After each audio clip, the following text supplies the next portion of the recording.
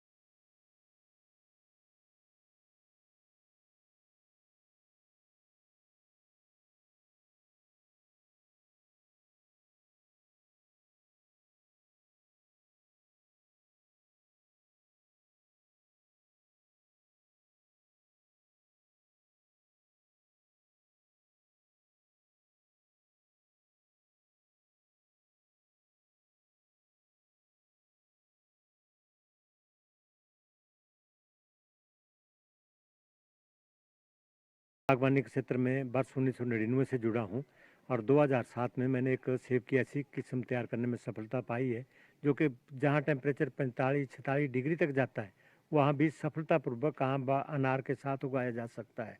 अब तक मैंने लगभग 7 लाख पौधे भारत के 29 राज्यों में वितरित किए हैं व NIF के सहयोग से भारत के 38 राज्यों में इसका प्रायोगिक तौर पर सफल प्रयोग हुआ है और मुझे अब तक इस कार्य के लिए 18 राष्ट्रीय अवार्ड, 15 राज्य स्तरीय व 5 अन्य अवार्डों से सम्मानित किया जा चुका है।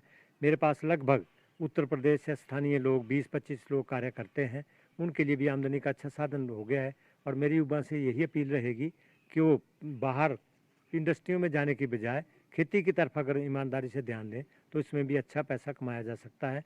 मैं बागवानी से ही लाखों रुपए हर साल कमा रहा हूँ।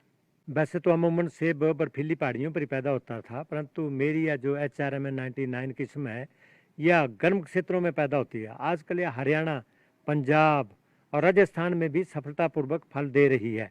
इसका अब भारत सरकार द्वारा मेरे नाम से मुझे कॉपीराइट भी मिल गया है और यह वैरायटी मेरे ही नाम से पेटेंट हो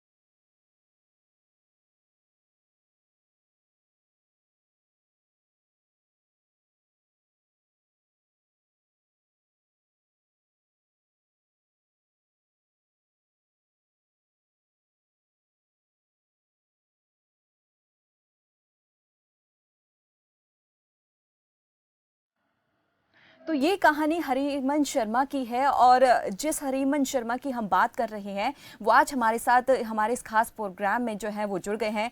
हरिमन शर्मा जी, बहुत बहुत स्वागत है खबर फास्ट पे आपका।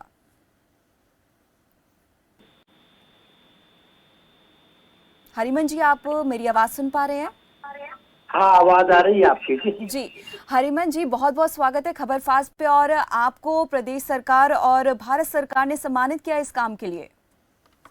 बहुत बहुत धन्यवाद मैडम, मुझे इसके लिए 15 राज्य स्तरीय 5 अन्य अवार्डों से नवाजा जा चुका है। जी जी। हरिमन जी, मेरा सबसे पहले सवाल आपसे ये है, क्योंकि सेब का ख्याल जब भी हमारे दिमाग में आता है तो हम सोचते हैं कि हिमाचल में ये सेब पैदा होता है, हिमाचल का नाम सबसे पहले आता है, क्योंकि जितनी सर्दी होगी सेब जो है उतना मीठा होगा, उतना अच्छा होगा, उसकी क्वालिटी उतनी अच्छी होगी। लेकिन आपने जो इस मिसाल को ना कहीं उल्टा कर दिया है, क्योंकि हम देख सकते हैं कि जैसी कहानी आपकी हमने पढ़ी है तो उसमें साफ तौर पर यह कहा गया है कि 40 से 46 डिग्री के तापमान में, इतने गर्म तापमान में इस सेब का उत्पादन किया जा रहा है। आखिर कैसे?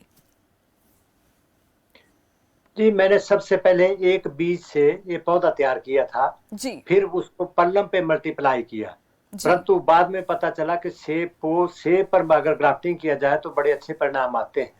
हमारे सेब का पौधा नहीं होता था, मैंने शिमला से ऊपर पहाड़ी क्षेत्रों से सेब के पौधे मंगवाए और उन पे ग्राफ्टिंग की और 2007 में मुझे इस कार्य में पूर्ण सफलता मिली। जी।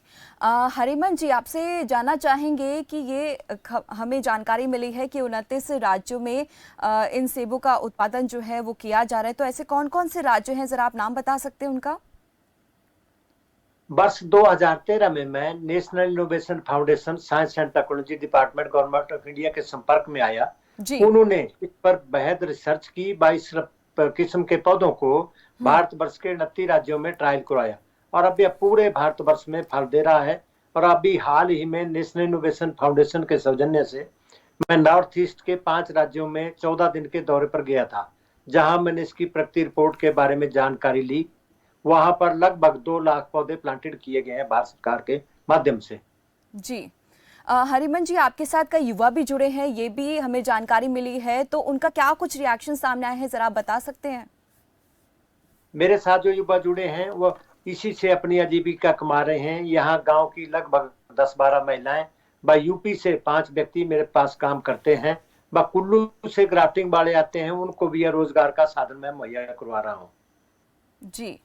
हरिमन जी, आपसे जानना चाहेंगे कि आपको ये प्रेरणा कहाँ से मिली है कि सेब सिर्फ माफ कीजिएगा, सेब सिर्फ ठंडे इलाके में ही ना उगाकर बल्कि उसको गर्म क्षेत्र में भी उगाया जा सकता है? इसके लिए मुझे सबसे पहले मैं आम का बगीचा लगाया था, उस पे अत्यधिक कोहरा पड़ने के कारण वह नष्ट हो गया। फिर मैंने सेब को विकल्प के रूप में चुना। जी।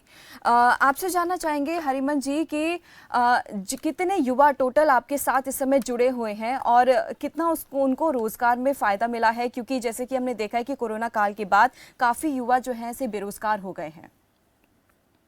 मेरे यहाँ लगभग 5 यूपी के मजदूर कार्य करते हैं, गांव 10-12 महिलाएं काम करती हैं। बस कुल्लू से ग्राफ्टिंग वाले 10 व्यक्ति आते हैं, वह सीजनली काम करते हैं। इसके माध्यम से मैं पूरे भारतवर्ष में कोरियर के माध्यम से पौधे भेजता हूं, जिससे हजारों व्यक्ति इस कोरियर के माध्यम से जुड़े हैं। जी। और हरिमन जी, आप बागवानी क्षेत्र से कब से जुड़े हैं, कितना समय हो गया? मैं 1999 से यह कार्य शुरू किया था, इससे पहले मैं पत्थर तड़वान का कार्य करता था। जी। और जब आपको सम्मानित किया गया तो उस समय कैसा आपने महसूस किया, क्योंकि ये कहीं ना कहीं सिर्फ उस एक क्षेत्र में ही नहीं बल्कि पूरे भारत में अब ये चीज फैलती जा रही है कि सेब का उत्पादन अब पूरे भारतवर्ष में किया जा रहा है।